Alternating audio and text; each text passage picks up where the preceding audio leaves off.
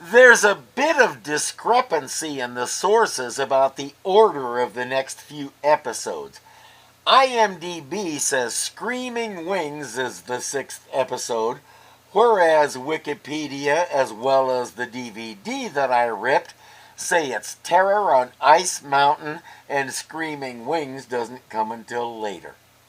What do you do when two user-supplied sources conflict? You go to one that isn't user-supplied. TV Guide says we're on Screaming Wings for the 6th episode, which means they're saying IMDb is correct. We're going with that.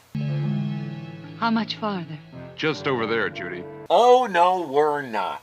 That's Judy, their third companion who disappeared in the first episode. The last time we saw her, she was going by the name Usa and acting as the Underdwellers' Messiah. If she's back with them, that means we missed a few things. Terror on Ice Mountain it is. When I was a kid, we got TV Guide religiously. And as I got older, they got more sloppy and started making mistakes. Looks like this is another one. And at that time, they only had 3 or 4 channels to keep up with. That didn't bode well for their future regarding cable. Anyway, for all its faults, and we've already seen there are tons of them, this show has story continuity. That's rather different than several of the TV fails we've looked at recently. Most of them you could just grab a random episode and not run into any confusing callbacks. We have a linear story going here, and despite the fact that it takes about 3 times as long to tell as it should, it is linear. That means if you watch them out of order, eventually you're going to run into a lot of things that don't make sense. Like that scene we just watched. Zira, quick. We must find a place to hide this. Hide what? I have made a very dangerous discovery at the archaeological diggings. How could something from 2,000 years ago be dangerous? If General Urko saw this, he could order all humanoids destroyed. Look. A book? Written by humanoids? Yes. Positive proof that humanoids once could speak and write. Worse, the book shows apes in cages and the humanoids walking around free, which is Urko's worst nightmare. He just knows if they learn language, they'll rise up and take over again. He assumes they want to, whereas we've seen that most of the people just want to be left alone. In any case, this book would blow the lid off everything and Urko would have his excuse to commit an extinction event. They have to hide it. Who is it? General Urko, unlock this door. What can we do for you, General? My men tell me you've been digging up artifacts at your archaeological site. We are seeking scientific information. It should not concern you. Yeah, but it does. Perhaps you will find proof that humanoids are too dangerous to exist. Speaking as a scientist, I doubt we could ever find such evidence. Of course, you would say that. That is why I am petitioning the council to search your laboratory. He says, so why not save time and let me search it now? You can guess their answer. The mutual dislike among these 3 is so thick you need fog lamps to get through it. It's clear that Urko is jealous of their smarts, and they think Urko is a blunt instrument with just enough brain power to keep breathing. Good day, sir. So, you do have something to hide. Not necessarily. They just don't like you and aren't inclined to give you an inch. Ape citizens do have the right to privacy. You may only search with the proper authorization. Let the council decide that, General. You have to hope the series will end with Bill and Jeff finding a way home, and Cornelius and Zira finding a way to make Urko end up face down in a mud puddle. They don't know what to do with the book. My inclination is to burn it, but Zira says it's too valuable to science. They need to find a place to hide it. Here. Throw this in the trash. What is this? Just some old paper I found at the dig to wrap the humanoid book in. It has drawings on it. Strange drawings. Really? I was so excited at finding the humanoid book, I didn't notice. He found ancient documents with the book and didn't even bother to look at them. He was ready to throw them away. I speak as a published author on the Dead Sea Scrolls, probably the most significant ancient documents in the world, when I say that's inexcusable. Cornelius, give yourself 5 archaeology demerits. That means you have to dig up your next artifact with a soup spoon. The papers are blueprints for a hot air balloon. When the humans destroyed themselves and the apes rose up, all the science related to flight was lost. There were stories of flying machines, but almost all were about these things. We haven't heard the word airplane at all. Cornelius says, I always wanted to try one of these things. Let's build it. It's not a practical theory, Cornelius. Every time apes have tried to build flying balloons, they have crashed. It's subtle, but it's there, hiding behind the narrative and the dialogue. The things that the apes create are way inferior to what the humanoids once had. To put it bluntly, brutality doesn't encourage creativity. The apes supposedly have a democratic society, but everybody in Ape City is afraid of Urko and his vicious army. The council is in charge of things, but you get the feeling that's only because they haven't made Urko angry enough yet. There are several things that Cornelius isn't sure about in these plans, such as some of the materials, but it's worse than that. Here's the air valve we need. Forget it. It's of no use to us now. What happened, Cornelius? Some of the plans are missing. Destroyed by the elements, I suppose. Important plans? I would definitely call the steering mechanism important. I really don't know what he means by a steering mechanism. You don't steer a hot air balloon. You get into a wind going the direction you want to go. If you need to change direction, you have to change your altitude and find some wind going that direction. If there isn't any, then you're not going that direction. But Zira says, I'll bet Jeff and Bill could help us figure it out. And they do. Zira is still skeptical. Come now, Zero.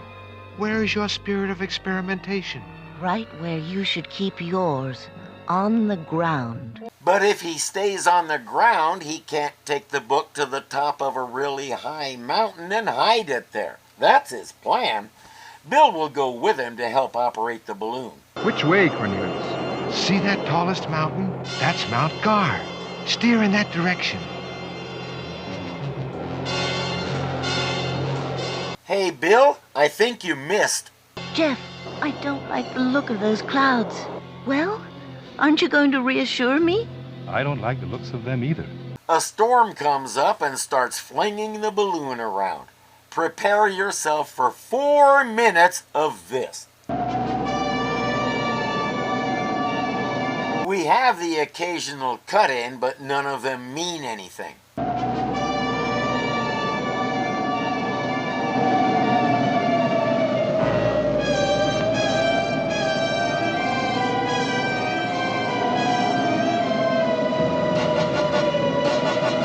Okay, I stand corrected.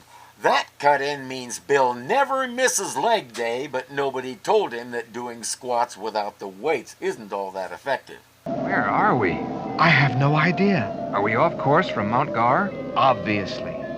This mountain is not even on our maps. He had to borrow an ancient map to find out where the Forbidden Zone is. They don't know this place exists. Their maps kind of suck, don't they? Ultimately, they slam into a rock face and crash. We can find wood and build a fire. I'll look over in this direction. Great Simeon! What is that? What? There, on the mountaintop.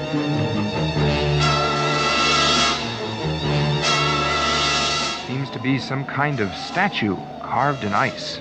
Some kind of primitive idol, I would imagine. Then these mountains must be inhabited. Maybe we can find shelter and food. Don't be too hasty, Bill. some primitive tribes can be very hostile to strangers. Then we get a minute and a half of them plodding through the snow until they collapse. But we do have these guys to break up the monotony a little. What is it, Sergeant? Take a look, sir. I think one of them may be humanoid. We better investigate. Were my eyes telling me the truth? Did they really fall from the sky? It may be some new enemy with some new kind of weapon. Or maybe they're friendly and they came to share something with you. But as the expression goes, when you're a hammer, everything looks like a nail. When you're a soldier out looking for trouble, everything looks like trouble. Now we don't just have Bill and Cornelius slogging through the snow, we have the ski patrol.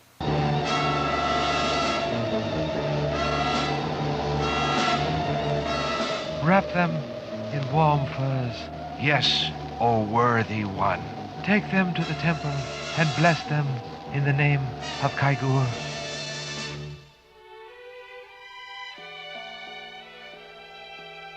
If by bless them you mean get them warm again, they'll take it. These apes are a peaceful kind of cult. Their deity is Kygor, that big statue Cornelius spotted. Even though he's a humanoid, Kygor can see that Bill has a decent, loving heart, so he's welcome here. May we beg you for another favor, O worthy one? Speak it, and Kygor will judge. Will you help us find our balloon and repair it if necessary, so my friend may return to his wife? Yes, O Lama. Please. Zero will be frantic by now. Only upon return from our pilgrimage, my son. Pilgrimage? Kygor awaits our offering. Come. That's fine as long as you can assure us that we're not the sacrifices. They don't do that. Come, my friend. Kygor awaits at the summit.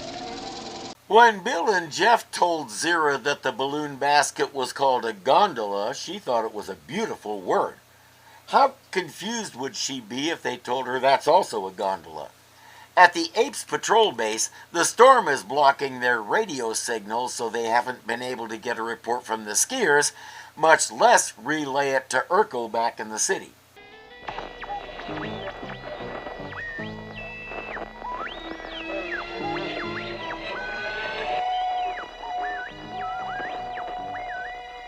Anything? Nah. I can't bring in their signal. Maybe if they used better equipment, they wouldn't have that problem. That radio looks like something out of the 1950s. By 1977, we had learned how to lock in on FM signals using a circuit called a phase-locked loop. I can pronounce it and spell it, and that's as much as I can tell you about it, except it works. And by this time, it was in common use. That thing looks like the kind of tabletop radio you'd give someone as a wedding present. Again, ape technology will always be inferior to humanoid technology, so there. This delay in reporting can't be pleasing General Urko very much. Base will just have to wait till we get the sergeant's confirmation of the beast's capture. Could the patrol be in some kind of trouble? Anything could happen in weather like this. Tell Urko to fire a few missiles at the storm and make it go away if he wants his report right now, because that's the only way it'll happen.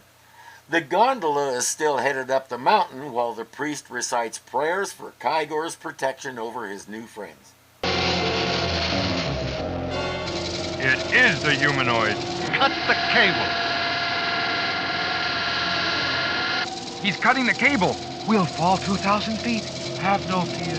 Kygor will protect us. How can we be protected by a statue carved out of ice? A fair and valid question that deserves a proper answer.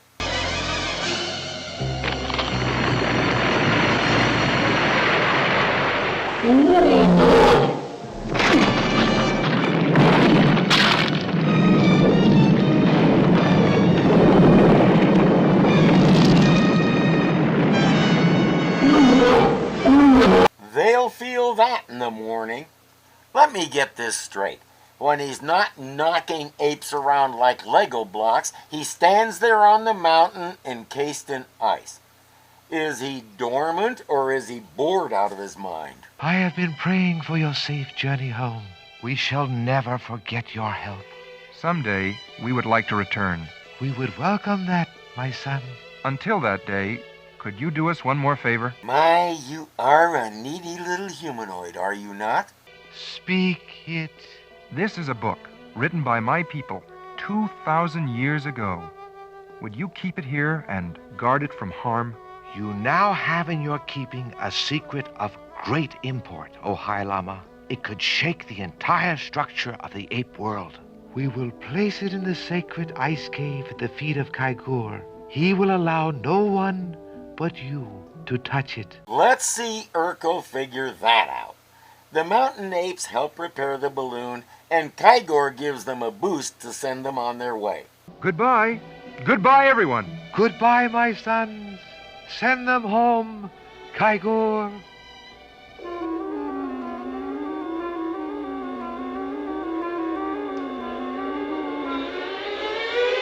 He's probably big enough that Kygor could make sure the wind is going the right way by taking a deep breath and exhaling.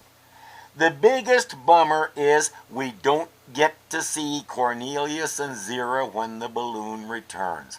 As fond of each other as those two are, it's possible it wasn't suitable for television.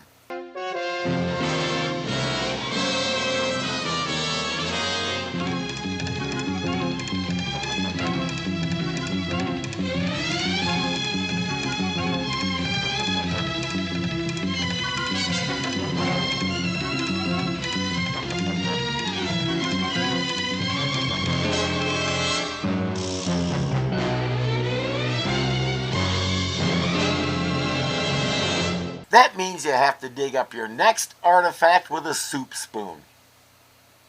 And where are you going? He doesn't need you to get the spoon for him, okay? Achoo! Achoo!